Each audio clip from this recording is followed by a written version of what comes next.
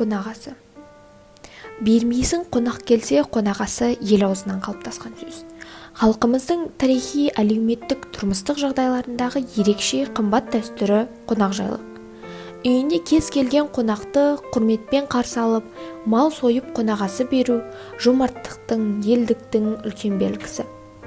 Қазақ семіз қойын, басқа да жылы жұмсақ тағамдарын қонаққа әдейі сақтап, қонақ келеді деп күтініп отырған. Құдайым би қылмасаң да би түсетін үй қыл деп тілеген қазақ үйіне қонақ түскенді мәртебе, бақыт санаған. Қонақта кез келген үйге түспей, қонақжай, дастарханы мол, таза көргенді, ұл-қызы бар үйге түсетін болған. Қазақтың әр үйі өзінде қонақтың ырыздығы бар деген ұғым қалыптасқан. Халық дәстүрінде қонақ шақырмау, қонақты үйге түсірмеу үлкен айып болып саналады. Қонақты арнайы қонақ, құдайы қонақ деп бөледі. Қыдырма қонақ дегенде